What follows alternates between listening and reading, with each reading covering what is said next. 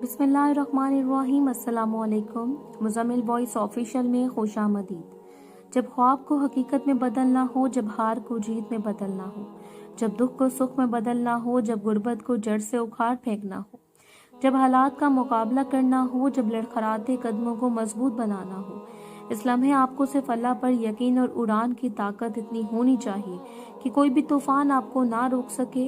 होने को तो इस दुनिया में क्या नहीं हो सकता। हम अपने अंदर छुपी सलाहियतों को पहचान नहीं पाते और जिंदगी भर हारे हुए इंसान की तरह जिंदगी को अंधेरों के हवाले कर देते हैं। शायद कि फारिस किसी की हार को जीत में बदलने की आखिरी सी कोशिश करे और कोई कामयाबी की बुलंदियों को छूने लगे। अल्लाह की मदद से मैं कल बैंक में गई। काफी रश था बैंक में। मैं मैनेजर साहब के पास बैठा, लोगों की लाइन लगी थी। इतने में एक बाबा जान जिनकी उम्र लगभग 60 साल होगी एक पड़ाडों से उतरे, बैंक में दाखिल हुए। मैनेजर ने खड़े होकर इस्तकबाल किया। सब बैंक के स्टाफ ने अपनी कुर्सी से उठकर इनको सलाम किया। मैं अपनी कुर्सी पर बैठ रहा था। मुझे लगा ये बाबा जी कोई वजीर या मशीर या इस तरह के कोई आला ओहदे के इंसान है। बाबा जी ने जेब से चेकबुक निकाली, 10 लाख की रकम लिखी और मुस्कुराकर बोले, मैनेजर पुत्र, जल्दी से पैसे दो मुझे। और मेरे एटीएम कार्ड का क्या हुआ? मैनेजर बहुत प्यार से बोला, चचा जी बस कुछ दिन तक आपका कार्ड आ जाएगा। बाबा जी ने पैसे लिए और जाने लगे। मैंने मैनेजर से पूछा, ये कौन है? मैनेजर मुस्कुराया। खुद क्यों नहीं पूछ लेते इनसे? मैं ठहरा, रोशनी की तलाश में भटकने वाला परवाना। मुझे चिराग की तलाश हमेशा रहती है। मुझे यहाँ जिंदगी के आसार मिल जाएं, मैं वहाँ हिजरत कर जाता हूँ। मैंने अपना काम अधूरा छोड़ा, बाबा जी के पास क्या सलाम किया। बाबा जी मुस्कुरा कर बोले, वालेकुम अस्सलाम। मैंने आहिस्ता से पूछा, बाबा जी क्या आपसे कुछ बातें कर सकता हूँ? बाबा जी का ड्राइवर जोर से बोला, ओ काका, हम जरूरी काम से जा रहे हैं, इस वक्त टाइम नहीं है। बाबा जी मेरी तरफ देख रहे थे। इनका तजर्बा इतना था कि आहिस्ता से बोले, तुम्हारी आंखों में यूं लगता है एक जहां बसता है और जहां के लोग तेरी दुनिया में बहुत ज्यादा खुश रहते हैं। बाबा जी ने ये बात क्यों की मुझे अभी भी समझ नहीं आई। खैर मुझे इन्होंने गाड़ी में साथ बैठने का कहा। मैंने पूछा, बाबा जी आपने कम से कम जो घड़ी पहनी है ये 20 लाख की होगी, इसके बड़े डायमंड लगे होंगे और गोल्ड की भी है। बाबा जी मुस्कुराए, ये सब मेरे अल्लाह की करम नवाजी है। गाड़ी इनके घर की जानिब बढ़ रही थी। रास्ते में जोहर की अजान हुई। गाड़ी को पेट्रोल पंप पर रोका गया। बाबा जी ने बाजमात नमाज अदा की। मैं भी साथ हो लिया। जब नमाज के बाद वापस गाड़ी में आकर बैठे तो मुझे इंकिशाफ हुआ, ये पेट्रोल पंप भी बाबा जी का है। मुझे यकीन हो गया बाबा जी बहुत अमीर तरीन हैं। मैंने पूछा, बाबा जी मैनेजर ने मुझे आपके बारे में इतना बताया था कि आपकी कहानी न जाने कितने लोगों के लिए रात जिंदगी बन सकती है। बाबा जी के घर पहुंचे। घर काफी आलीशान था। बाबा जी ने लंबी सांस ली। अच्छा पुत्र, मैं जानता हूँ तुम क्या सुनना चाहते हो और बताता हूँ। आहिस्ता से बोले, पुत्र एक वक्त था मैं स्कूल में मास्टर हुआ करता था। ये बात है 1988 की। मैं गुर्बत में जी रहा था। मेरे अब्बा ने गाय भैंस रखी हुई थी, बस वही हमारी रोजगार थी। मैं 7 जमातें पढ़कर मास्टर भर्ती हो गया था। एक दिन मैं स्कूल में बच्चों को पढ़ा रहा था कि अचानक स्कूल बंद करने का हुक्म आया। बच्चों के इम्तिहानात के दिन थे, आर्मी वाले थे सब। मुझे भी कहा गया, मास्टर जी चलें, छुट्टी हो गई है, सब अपने अपने घर जाएं। मैंने आर्मी के एक सिपाही से पूछा, भाई आप लोग क्यों हम लोगों को यहाँ से निकाल रहे हैं? बच्चों के इम्तिहानात हैं, मैं इनको पढ़ा रहा हूँ। वो सिपाही मुस्कुराकर बोला, मास्टर जी हमारे ब्रिगेडियर साहब तशरीफ ला रहे हैं, इससे स्कूल बंद किया जा रहा है। मैं हैरान हुआ, ये ब्रिगेडियर क्या होता है? मैंने पूछा, ये कोई वजीर होता है? तो सिपाही मुस्कुराने लगे, अरे मास्टर ये वजीरों से ज्यादा ताकतवर होते हैं, जाएं अब आप। मैं सोच में गुम हो गया, ब्रिगेडियर आखिर क्या चीज है जिसकी आमद पर स्कूल बंद कर दिया गया, जिसके लिए इतने सिपाही आए हैं? काफी लोग स्कूल के बाहर खड़े थे। इतने में सायरन बजाती एक गाड़ी आई। सबने सैल्यूट किया। गाड़ी से आखिर निकला, यूनिफॉर्म पहना हुआ था, हाथ में डंडा पकड़े हुए गाड़ी से बाहर आया। कुछ ने इस पर फूल बरसाए। मैंने दिल में अहद किया, मैं ब्रिगेडियर से हर हाल में मिलूंगा। जब मैं मिलने के लिए आगे बढ़ा तो मुझे एक सिपाही ने धक्का दिया और पीछे धकेल दिया। मैं जब दूसरी बार आगे आया तो सिपाही ने मुझे डंडा दे मारा। इस डंडे से मेरे हाथ की एक उंगली टूट गई। मैं समझ गया था ब्रिगेडियर सच में बहुत ताकतवर ओहदा है, लेकिन बज़िद था।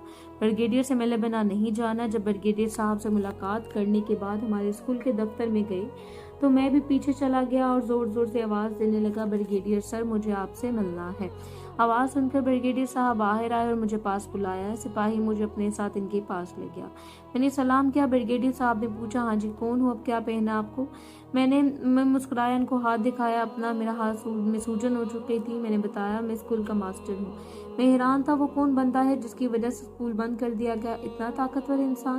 ब्रिगेडियर साहब मुस्कुराए, मास्टर साहब हमारी मजबूरी होती है, सिक्योरिटी के लिए स्कूल बंद किया गया था। मैंने पूछा, ब्रिगेडियर आपसे मिलना भी इतना मुश्किल है कि मुझे अपने हाथ की उंगली तुड़वाना पड़े? ब्रिगेडियर साहब बोले कि मुकाम, योहदा, ये नाम आसानी से हासिल नहीं होता।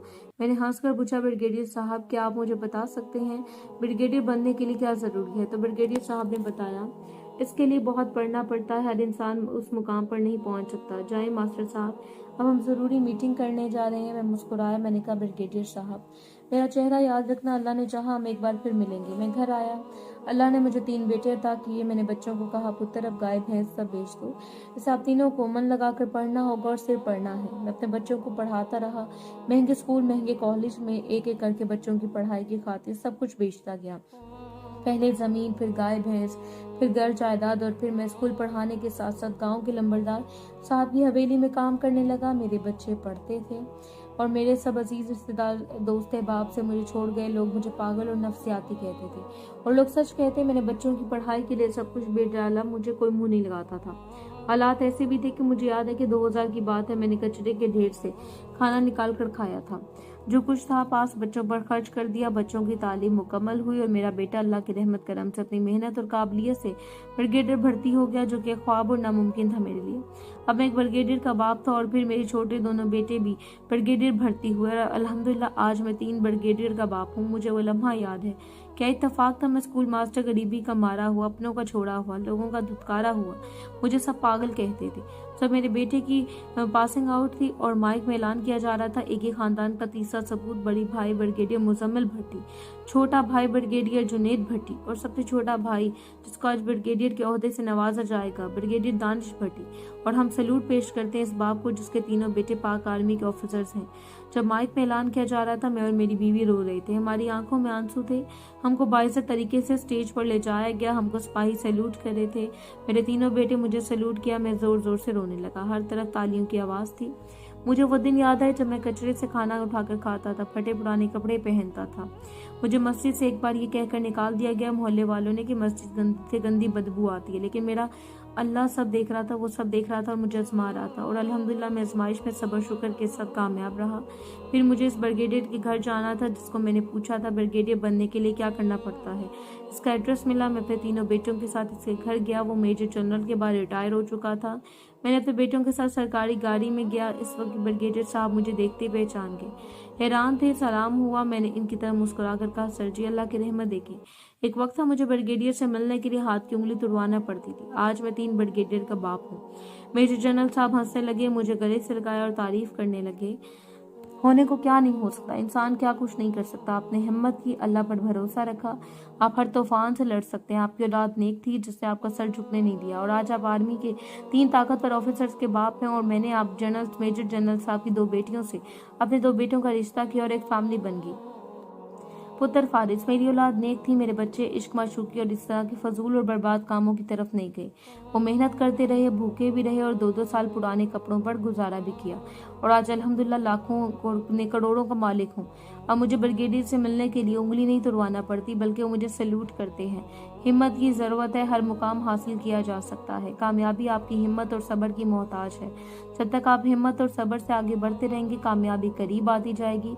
फारिस की आंखों में आंसू थे। फारिस इतना कहेगा, ये तहरीर टिकटॉक पर नाचने वालों के लिए नहीं है, ये तहरीर माँ बाप से छुपकर गुनाह करने वालों के लिए नहीं है, ये तहरीर गुलाम सोच के लोगों के लिए नहीं है, ये तहरीर सिर्फ और सिर्फ बाज़मीर और गैरतमंद और बाहिम्मत लोगों के लिए। हाँ, अगर जिंदगी ने थका दिया हो तो फारिस की तहरीर आपको जीने का रास्ता दिखा चुकी होगी। फैसला आपका है।